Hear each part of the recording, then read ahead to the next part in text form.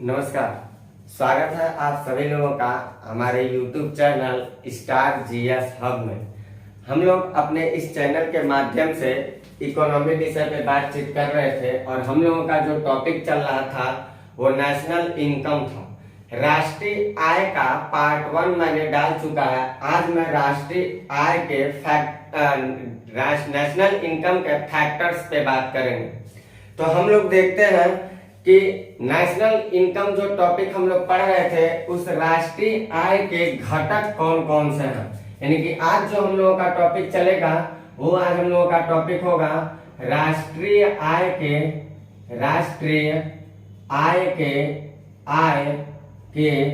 घटक। राष्ट्रीय आय के घटक, इसी टॉपिक को आज हम लोग पढ़ेंगे। राष्ट्रीय आय के घटक यानी कि कह सकते हैं factors of national income. Factors of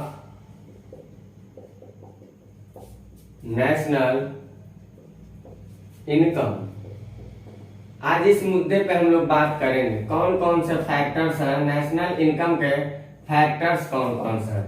तो इस फैक्टर्स पे हम लोग चर्चा करने वाले हैं। तो सबसे पहली बात, हमने इसके पहले वाली क्लास में आपको बताया था कि फैक्टर्स ऑफ नेशनल इनकम जो है, इस फैक्टर्स ऑफ नेशनल इनकम में हम लोगों को जीडीपी पढ़ना है, जीएनपी पढ़ना है, एनडीपी पढ़ना है, एनएनपी पढ़ना है, एनएफआई के बारे में जानना है। इन सब तत्वों पे हम लोगों को चर्चा करना है। तो हम लोग पहले फैक्टर्स पे बातचीत करेंगे वो हम लोगों का होगा जीडीपी। वो होगा हम लोगों का जीडीपी। हम लोग बातचीत करने चल रहे हैं जीडीपी पर। हम लोगों की पहली क्लास जो लग रही है ये जीडीपी पे लग रही है, जिसको हम लोग कहते हैं grass domestic product. Grass domestic product, इसको हम लोग हिंदी में बोलते हैं सकल घरेलू उत्पाद। सकल घरेलू उत्पाद। तो जानते हैं हम लोग क्या होता है सकल घरेलू उत्पाद। इसके बारे में हम लोग करते हैं बातचीत।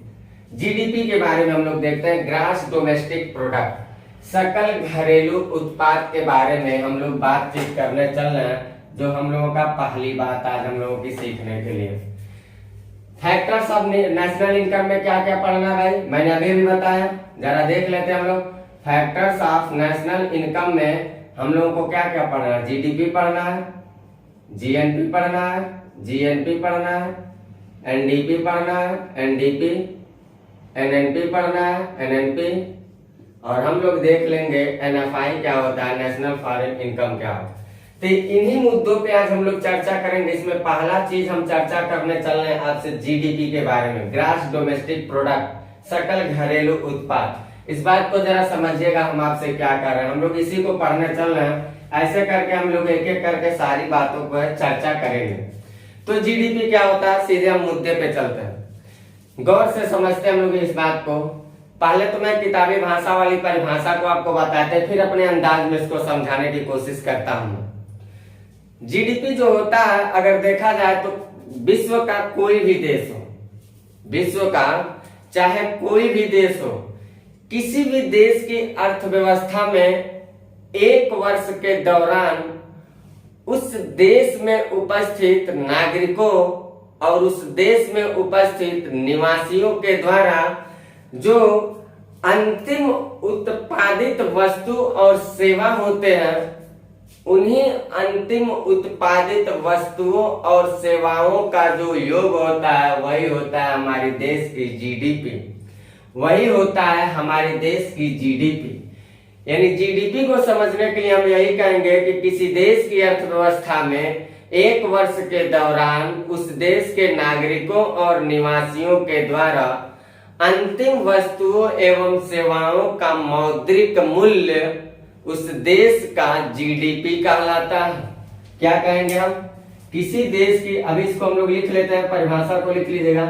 किसी देश की अर्थव्यवस्था में, किसी देश की अर्थव्यवस्था में एक वर्ष के दौरान उस देश के उस देश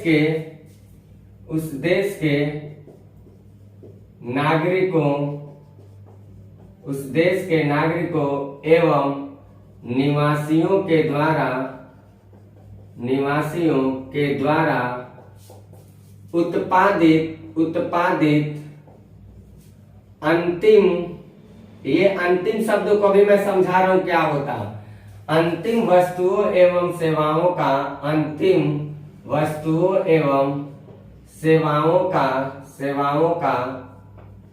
मौद्रिक मूल्य जीडीपी कहलाता है। उस देश का जीडीपी कहलाता है। एक बात याद रखिएगा, देश के इकोनॉमिक की सर्वांगीणता को जो जांच करते हैं हम इस जीडीपी से ही करते हैं। अब इसमें 2-3 कॉन्सेप्ट को हम लोगों को बहुत ही बेसब्री के साथ समझना है। अभी आप एक परिभाषा देखेंगे, इस परिभाषा में हम आपको क्या क्या बताना चाह रहे हैं।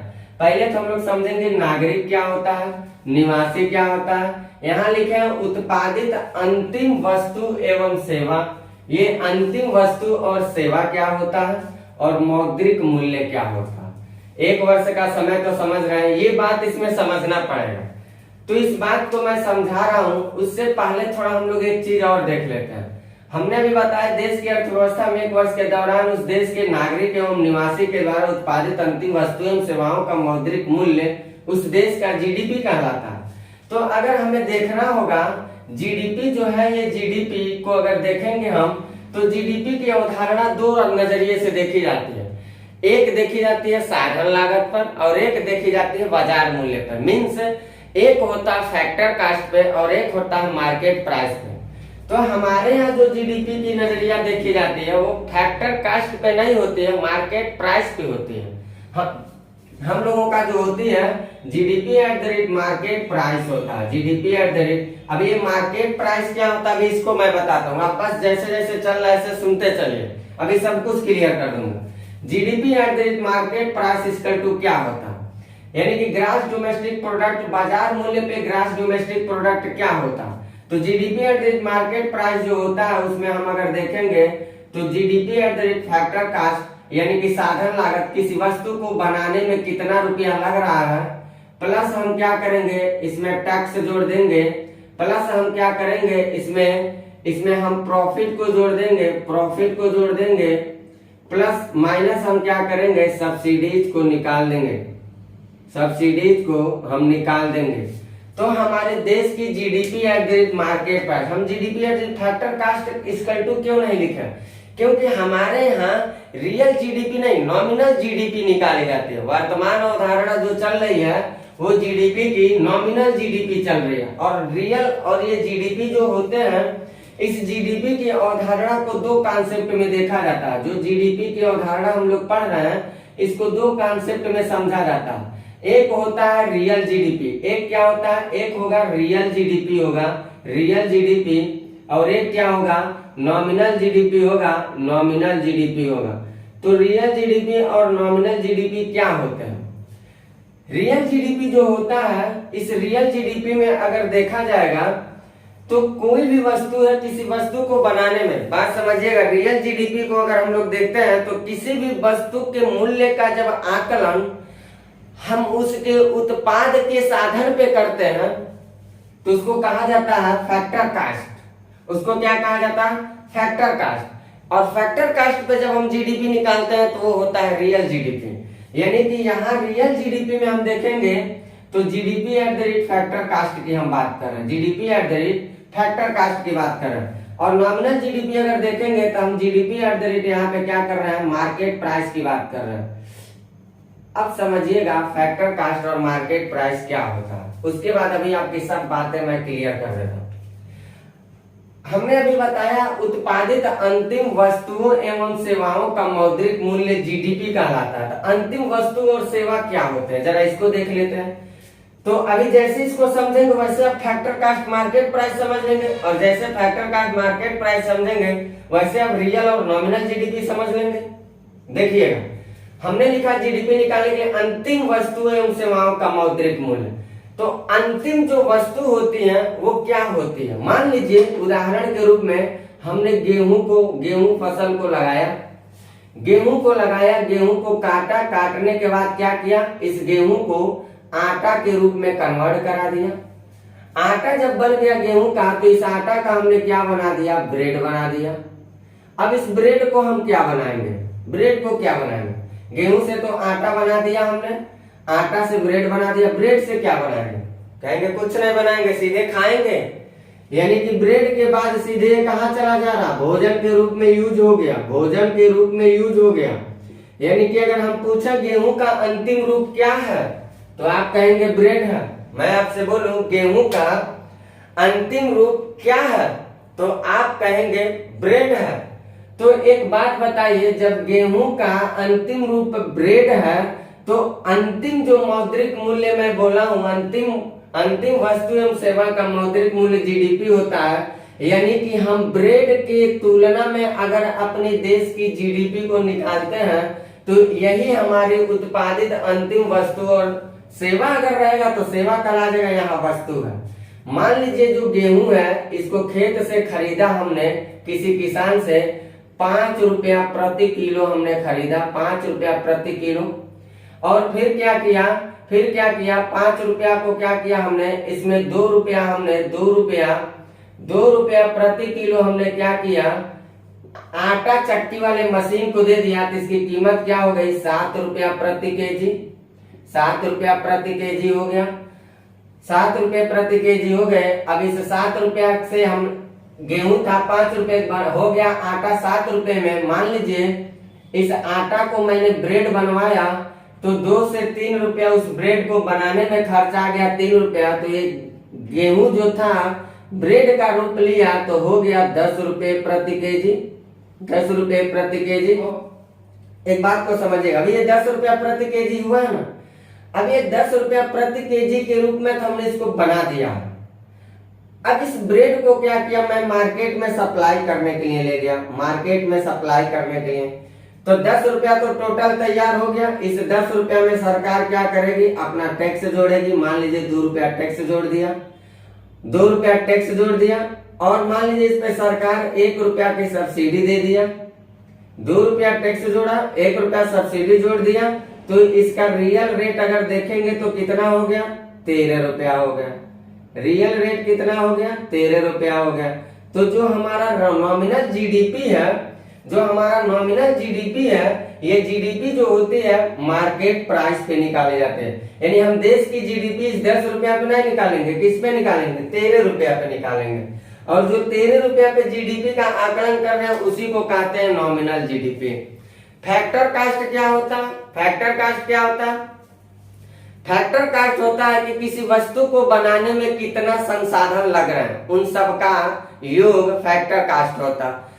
जैसे मान लीजिए इसको बनाने में, कुल बनाने में लग गया होगा 20 रुपया, मान के चलिए। अब ये 20 रुपया इसका फैक्टर कास्ट हो गया।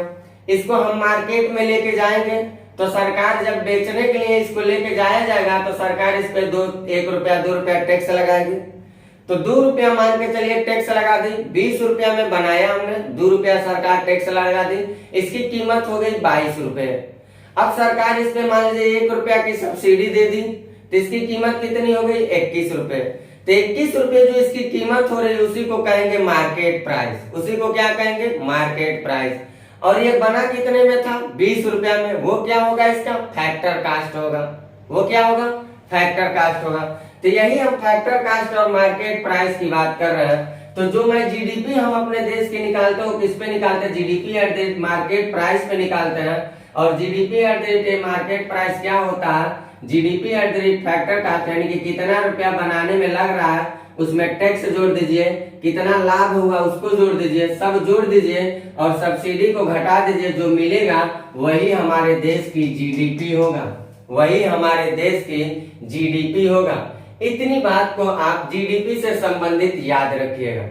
अब इस जीडीपी से संबंधित हम आपको एक और कॉन्सेप्ट बता रहे हैं। वो ये बता रहे हैं, किसी देश की अर्थव्यवस्था में एक वर्ष के दौरान उस देश के नागरिक एवं निवासी के द्वारा उत्पादित लिखा।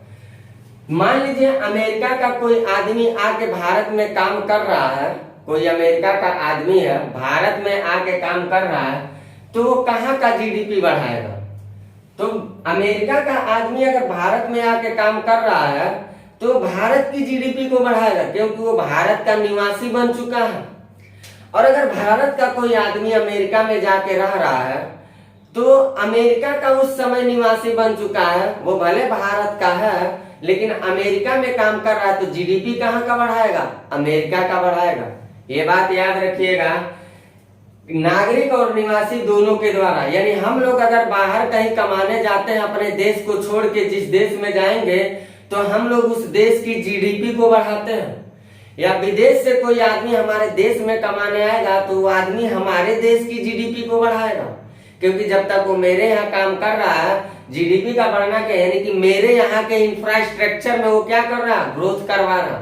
मान लीजिए आया, कलम वाले कंपनी में जाके वो काम करने लगा, तो हमारे यहाँ कलम को बनाने में वो सहायता कर रहा है, तो कलम की उत्पाद हमारे यहाँ ज्यादा हो रही है ना, यानी कि काम वो हमारे यहाँ कर रहा, तो जी काम कर रहा है तो प्रोडक्टिविटी जो हो रही, इंफ्रास्ट्रक्चर जो हो रहा है वो मेरे यहाँ की बढ़ रही है, यानी कि जीडीपी कहाँ की बढ़ेगी? तो कहेंगे मेरे यहाँ की बढ़ेगी।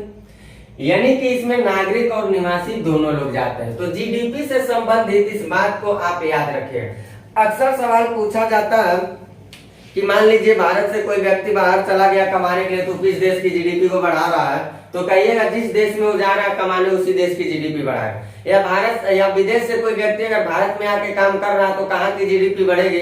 कहिएगा भारत की बढ़ेगी। अगर विदेश से आके भारत में काम कर रहा है तो कहिएगा भारत की जीडीपी बढ़ेगी। इतनी बात को आप समझ पा रहे हैं जीडीपी से संबंधित, इतनी बातों को आप समझ पा रहे हैं कि नहीं समझ पा रहे हैं?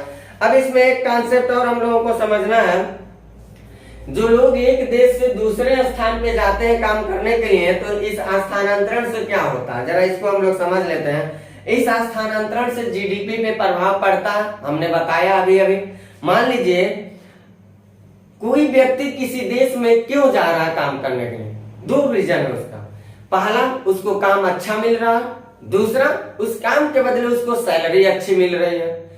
अगर वहां काम अच्छा मिल रहा है और सैलरी अच्छी मिल रही है, इसका मतलब ये हुआ कि वो देश जो है वो हर तरह से योग्य हो चुका है और योग्य लोगों को वो बुला रहा है।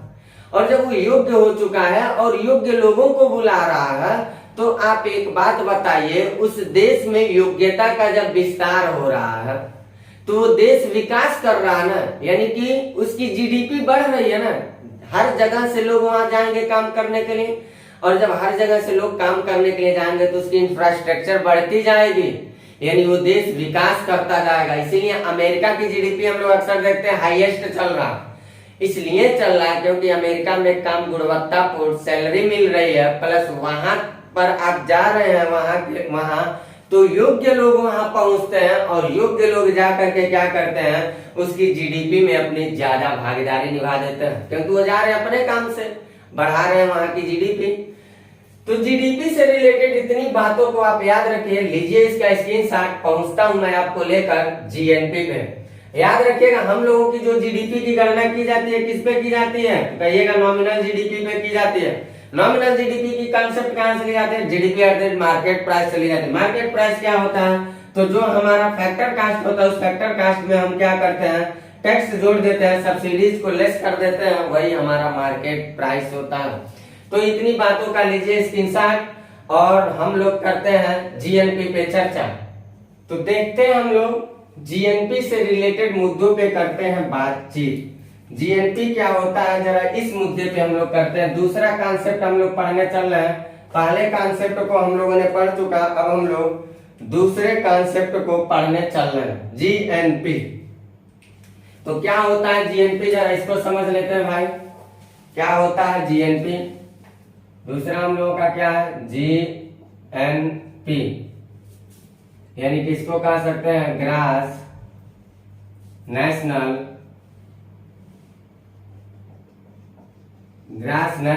प्रोडक्ट, सकल राष्ट्रीय उत्पाद, सकल राष्ट्रीय उत्पाद। क्या होता है सकल राष्ट्रीय उत्पाद, जरा इसको समझ लेते हैं। क्या होता है सकल राष्ट्रीय उत्पाद, क्या होता है जीएनपी। तो जरा समझते हैं इसको, हम लोग इस कॉन्सेप्ट को समझते हैं सकल राष्ट्रीय उत्पाद को। तो पहले परिभाषा इसका देख लेते हैं, फिर इसके अंदर की बातों को हम लोग समझते हैं। कोई भी देश हो, कोई भी देश हो, किसी भी देश की अर्थव्यवस्था में उस देश के नागरिकों के द्वारा प्लस उस देश के नागरिक अगर किसी विदेश में चले गए कमाने, उनके द्वारा उत्पादित एक वर्ष में उत्पादित जितनी अंतिम वस्तु और सेवा होता है उसी का मौद्रिक मूल्य जीएनपी कहलाता है। ये हम राष्ट्रीय स्तर पर, अभी हम घरेलू स्तर पे इसके चल रहे थे, घरेलू स्तर पे। अब हम गणना किस पे कर रहे हैं, राष्ट्रीय स्तर पे, यानी एक राष्ट्र से दूसरे राष्ट्र की बात करें। यानी मान लीजिए एक राष्ट्र से दूसरे राष्ट्र का मतलब यह है कि एक राष्ट्र के डोमेस्टिक मार्केट के अंदर, घरेलू सीमा के अंदर जितने सारे नागरिक होंगे और उस देश के नागरिक अगर किसी विदेश में कमाने गए होंगे, तो घरेलू सीमा के अंदर के नागरिक प्लस उस देश के नागरिक जो विदेश कमाने गए हैं, उनकी आय, इन दोनों का एक वर्ष में उत्पादित जो अंतिम वस्तु और सेवा होता है वही जीएनपी कहलाता है। जैसे इसको ऐसे समझिएगा, मान लीजिए ग्रॉस नेशनल प्रोडक्ट को अगर हम लोगों को देखना है तो इसको हम लोग एक तरह से ऐसे देख सकते हैं। किसी भी देश की अर्थव्यवस्था में उस देश के नागरिकों के द्वारा और उसी देश के नागरिक अगर विदेश में कमाने गए, उनके द्वारा उत्पादित एक वर्ष में उत्पादित अंतिम वस्तु और सेवा का मौद्रिक मूल्य जीएनपी कहलाती है। सपोज करिए जीएनपी को समझने के लिए सपोज करिए हम यहां से काम करने के लिए अमेरिका जा रहे हैं। अमेरिका में गए, वहां काम किए, उसका इंफ्रास्ट्रक्चर तो हमने बढ़ा दिया तो उसकी जीडीपी बढ़ गई। लेकिन अमेरिकी सरकार जब हमको पैसा देगा तो वो पैसा हम सीधे कहां भेजेंगे, अपने घर भेजेंगे, यानी भारत में भेजेंगे। पैसा हम कहां सेंड किए, भारत में सेंड किए, यानी कि नेशनल स्तर पे देखा जाएगा तो हम पैसे को लाएंगे तो विदेशी मुद्रा को हम अपने देश में बढ़ा रहे हैं ना। तो हमारे देश में विदेशी मुद्रा का बढ़ रहा है, यानी कि हम ग्रॉस नेशनल प्रोडक्ट को बढ़ा रहे हैं राष्ट्रीय स्तर पर। जरा इसको ऐसे समझिएगा, ग्रॉस नेशनल प्रोडक्ट को ऐसे समझिएगा, इसमें देश के नागरिक प्लस विदेशों में रह रहे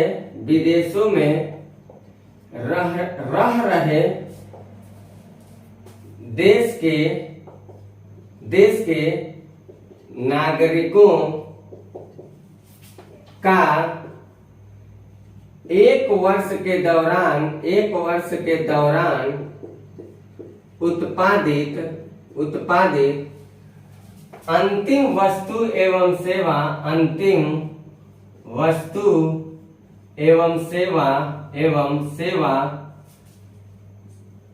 सेवाओं का मौद्रिक मूल्य शामिल होता है। मौद्रिक मूल्य शामिल होता है। अब जीडीपी से किस तरह से भिन्न है, जरा उसको देखते हैं हम। जीडीपी में जो परिभाषा पढ़े थे सब वही होगा, लेकिन उसमें निवासी भी सम्मिलित होते थे, इसमें निवासी सम्मिलित नहीं होंगे।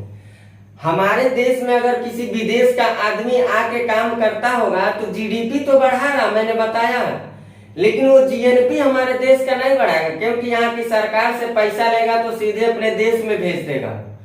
तो जीएनपी वो कहाँ का बढ़ा रहा, अपने देश का बढ़ा रहा। चाहे मान लीजिए भारत का कोई आदमी विदेश में कमाने गया तो जीडीपी वहां का बढ़ा रहा है, लेकिन वो पैसा वहां से पाएगा, काम के बदले काम किया तो जीडीपी वहां बढ़ा दिया, लेकिन वहां जो पैसा पाएगा वो पैसा सीधे अपने घर भेजेगा, यानी भारत में भेजेगा। तो जीएनपी कहाँ का बढ़ा रहा है, भारत का बढ़ा रहा है। तो यहाँ हम देखेंगे, यहाँ एक अंतर है कि इसमें निवासियों को शामिल नहीं किया जाता, ये बात याद रखिएगा। निवासियों के अंतिम मौद्रिक मूल्य शामिल नहीं होते, अंतिम मौद्रिक मूल्य शामिल नहीं होते, ये बात याद रखना, मूल्य शामिल नहीं होते, ये बात याद रखना हम लोगों को। निवासियों का मूल्य शामिल नहीं होता, यानी कि भारत में आके अगर कोई आदमी काम कर रहा है तो हमारे देश का जीडीपी बढ़ा रहा, लेकिन वो मेरे देश का जीएनपी नहीं बढ़ा रहा, ग्रास नेशनल प्रोडक्ट मेरे देश का वो नहीं बढ़ा रहा। और जीएनपी को जानने के लिए हम लोगों को एक फार्मूला अगर हम लोग सेट कर लेंगे तो और बढ़िया से समझ लेंगे। जीएनपी इक्वल टू क्या होता है, जीएनपी इक्वल टू होता है GDP plus X minus M. तो एक्स माइनस एम में एक्स क्या है, यहां नोट करके जरा हम लोग देख लेते हैं, नोट लिख लेते हैं, जहां एक्स बराबर जहां एम बराबर। तो क्या होता है एक्स बराबर ये होता है कि विदेश से भारत से चल के विदेश में गए हुए जो नागरिक होते हैं, यानी कि इसमें ये कह सकते हैं भारत विदेशों में गए भारतीय नागरिक, विदेशों में गए भारतीय नागरिक। अभी आप बात फटाक से समझेंगे, जरा यहाँ गौर करिएगा, नागरिक। और एम का मतलब लिखेंगे, एम का यहाँ मतलब यह है भारत में रहने वाले विदेशी नागरिक, ठीक। यानी जीएनपी हमको निकालना है, तो जीएनपी इक्वल टू हम क्या करेंगे, जीएनपी इक्वल टू जीडीपी जितना होगा मेरे देश का जीडीपी प्लस यक्स में क्या है, भारत विदेशों में गए भारतीय नागरिक। तो जरा हम इसको सॉल्व करते हैं, इसको जरा हम लोग सॉल्व करते हैं। तो सॉल्व करने के लिए हमें अपने देश का जीएनपी जानना है कि मेरे देश का जीएनपी कितना है। तो इसको जरा हम लोग सॉल्व करते हैं, जीएनपी इक्वल टू सॉल्व करते हैं। मान लीजिए GDP plus X minus M लिखे, मान लीजिए हमारे देश की जीडीपी, यहाँ माना तौर पे एक सवाल मैं बना रहा हूँ, मान लीजिए मेरे देश की जो जीडीपी है वो 10,000 रुपया है, मान लीजिएगा वो 10,000 रुपया है। मेरे देश की जीडीपी मानक तौर पे मेरे देश की जीडीपी कितनी है, 10,000 रुपया।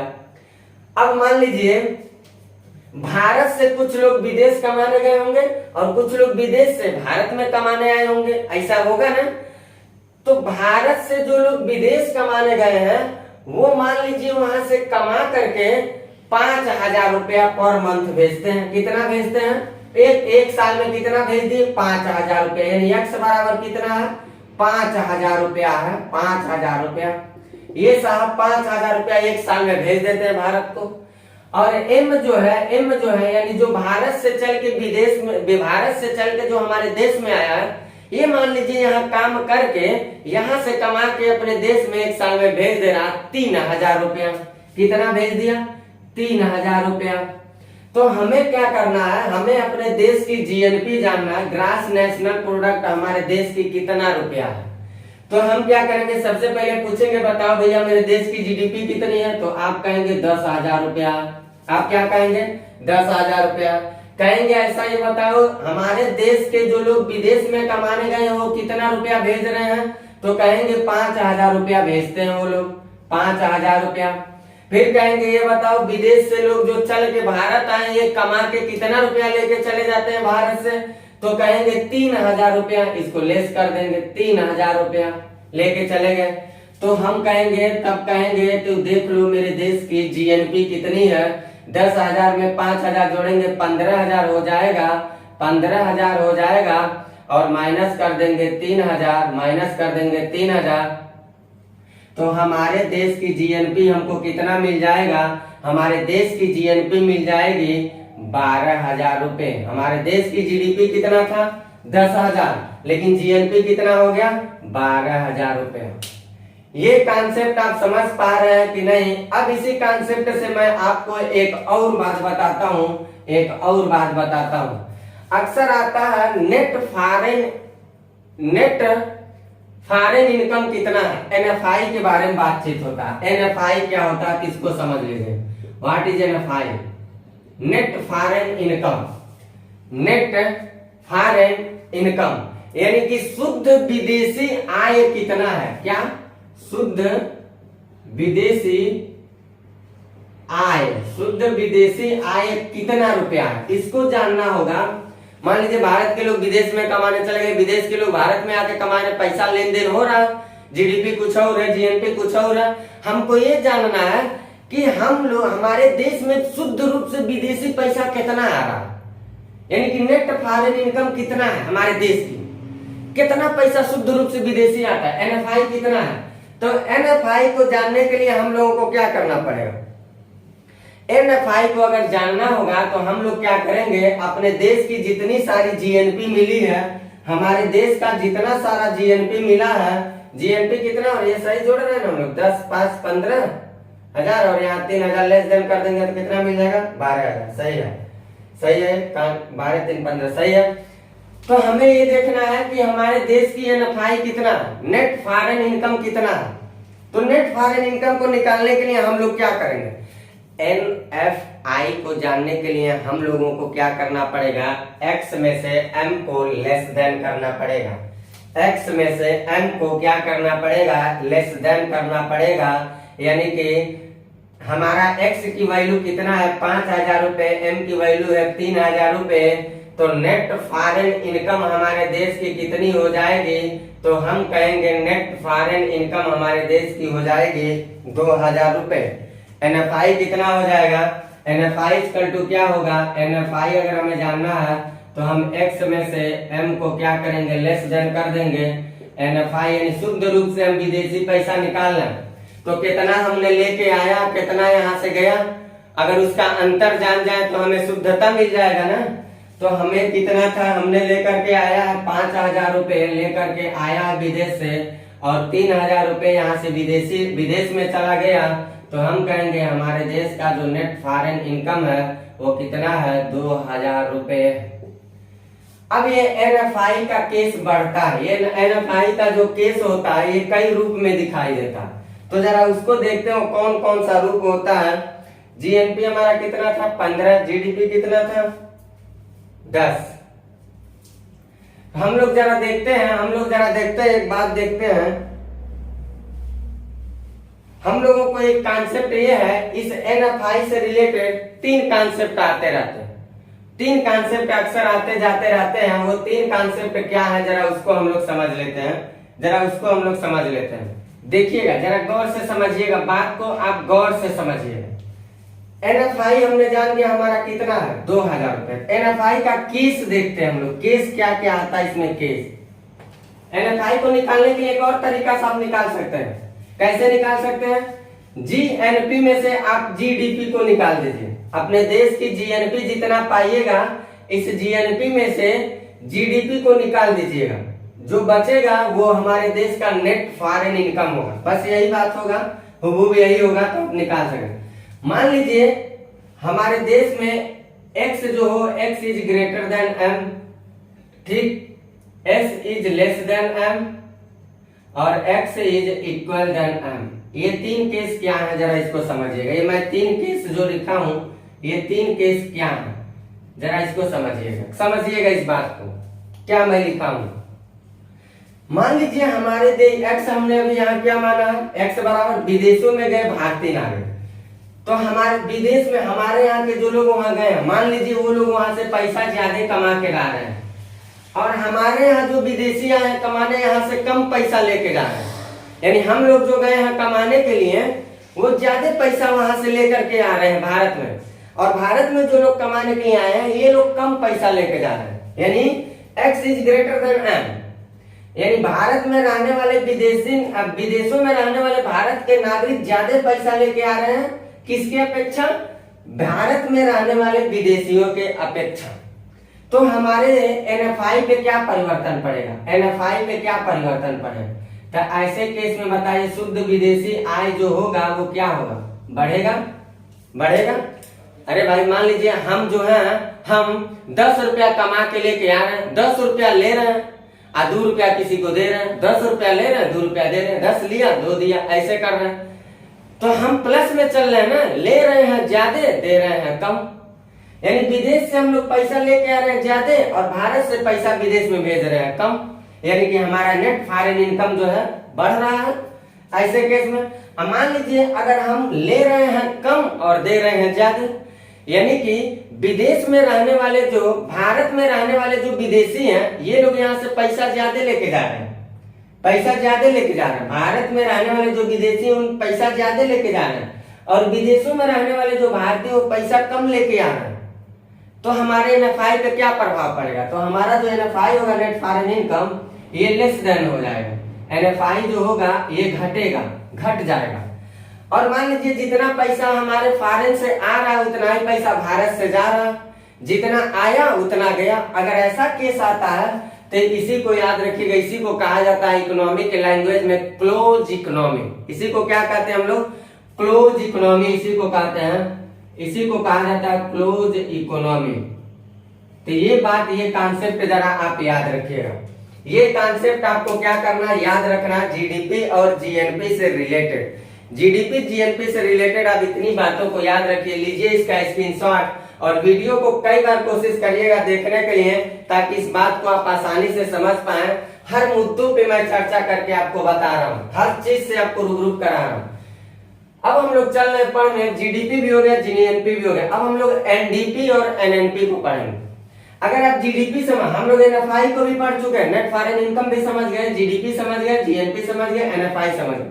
अब हम लोग एनडीपी समझेंगे, नेट डोमेस्टिक प्रोडक्ट क्या होता है, और एनएनपी समझेंगे, नेट नेशनल प्रोडक्ट क्या होता है। एनडीपी और एनएनपी दो चीजें और समझना हम लोग, तो इसको मैं इरेज करता हूं और आगे हम लोग देखते हैं एनडीपी, और ये दोनों एक ही साथ पढ़ेंगे। अगर आप ईमानदारी से जीडीपी और जीएनपी को समझे होंगे तो मेरा दावा है आप बड़ी ही आसानी से एनडीपी और एनएनपी को समझ जाएंगे। अभी देखिए बिल्कुल जादू की तरह समझेंगे एनडीपी और एनएनपी को। तो हम क्या करते हैं, इधर लिख देते हैं एनडीपी नेट डोमेस्टिक प्रोडक्ट, और यहां क्या कर देते हैं, हम लिखते हैं NNP net national product, net national product. दोनों को हम लोग जरा समझते हैं, एक दूसरे से कोरिलेट, इसको जरा समझते हैं हम लोग, क्या होता है एनडीपी और क्या होता है एनएनपी। जरा इसको हम लोग देखते हैं। तो एनडीपी क्या होता है, अगर इसको समझना होगा, एनडीपी नेट डोमेस्टिक प्रोडक्ट, इसको हिंदी में हम लोग कहते हैं निवल घरेलू उत्पाद। हिंदी इसका लिखना होगा तो लिख लीजिएगा, इसको हिंदी में कहा जाता है निवल घरेलू उत्पाद, ये लिख लीजिएगा, निवल घरेलू उत्पाद। और इसको कहा जाता है शुद्ध राष्ट्रीय उत्पाद। देखिएगा दोनों शुद्धता की बात करता है, मान लीजिए ये दोनों शुद्ध रूप की बात कर रहे हैं, शुद्ध रूप से नेट डोमेस्टिक, यानी कि अभी हम जीडीपी पर है, ग्रास डोमेस्टिक प्रोडक्ट, ठीक। तो यहाँ कह रहा है शुद्ध घरेलू उत्पाद, बताइए क्या, निवल घरेलू उत्पाद, यानी कि ग्रास डोमेस्टिक प्रोडक्ट तो हमने पढ़ चुका, लेकिन शुद्ध डोमेस्टिक प्रोडक्ट क्या होता है, निवल डोमेस्टिक प्रोडक्ट क्या होता है। और यहाँ पे कह रहा, यहाँ हम लोग जो पढ़े GNP grass national product, national स्तर पे पढ़ लिए, तो कह रहा कि शुद्ध रूप से राष्ट्रीय आय क्या होता है। दोनों बात को जरा समझिएगा। मान लीजिए यहाँ जीडीपी है, तो जीडीपी में क्या क्या था, यहाँ जीडीपी में देश विदेश दोनों हम लोग ऐड करके ऐसे पढ़ रहे थे। देश भी शामिल था, यानी कि नागरिक भी शामिल थे, नागरिक भी थे और निवासी भी थे, ठीक। यहाँ हम लोगों ने पढ़ा था जीएनपी के बारे में, तो यहाँ हम लोगों ने क्या देखा, जीएनपी के बारे में यही देखा है। यहाँ पे नागरिक जो थे, एक तो देश में काम कर रहे थे, और एक नागरिक ऐसे थे जो विदेशों में जाके काम कर रहे थे। और प्लस क्या हो रहा था, प्लस यहाँ पे प्लस ये देखा जा रहा था कि विदेश से भी व्यक्ति आके यहाँ काम कर रहे थे और पैसा लेके चले जा रहे थे। और यहाँ हम लोग देख रहे थे कि भारत के आदमी विदेश चले जा रहे थे, वहां काम करके वहां की जीडीपी बढ़ा रहे थे, ऐसा देखा हम लोग। तो शुद्ध जीडीपी हमें देखना और शुद्ध जीएनपी, शुद्ध हमें शुद्ध रूप से हमें जीडीपी देखना है जिसको एनडीपी कहते हैं, और शुद्ध रूप से हमें जीएनपी देखना है जिसको हम लोग एनएनपी कहते हैं। तो एक उदाहरण आप समझिएगा, मान लीजिए 2 लीटर दूध है, मान लीजिए 2 लीटर दूध है, उस 2 लीटर के दूध में कुछ पानी मिलाया गया, तो मैं बोलूं कि शुद्ध दूध कितना, मान लीजिए उसमें आधा लीटर पानी मिलाया गया, 2 लीटर जमा दूध है, आधा लीटर पानी डाल दिया गया, और कहे शुद्ध दूध बताइए कितना है, तो आप शुद्ध दूध क्या बताएंगे? दूध में से पानी को निकाल देंगे, बचा हुआ दूध शुद्ध हो जाएगा। तो यहाँ शुद्धता की जांच होती है, यानी कि कोई भी प्रोडक्ट अगर बनता है, अर्थव्यवस्था के भाषा में कहेंगे किसी भी प्रोडक्ट को बनाया जाता है या किसी भी प्रोडक्ट को यूज किया जाता है, तो उस प्रोडक्ट में हरासमेंट आता है, घिसावट आता है, डिप्रिसिएशन होता है। तो जो घिसावट होता है, अगर उस घिसावट की दर को हम निकाल दें, उस घिसावट के पैसे को हम निकाल दें, तो हमको शुद्ध पैसा मिल जाएगा। हमें क्या मिलेगा? शुद्ध पैसा मिल जाएगा। तो यहाँ हम क्या करेंगे, जितना सारा हमारे देश की जीडीपी मिलती है, उस देश की जीडीपी में से अगर हम डी को निकाल दे, डिप्रिसिएशन, जो घिसावट दर है, जो ह्रास है, या जो पानी है दूध का, समझ लीजिए, उन चीजों को निकाल दे, या जो विदेशों से लोग विदेश में चले गए पैसा कमाने, या बाइक यहाँ से पैसा लेके जा रहे हैं, उसको हम क्या किए? निकाल दिए। उसको हमने क्या किया? निकाल दिया।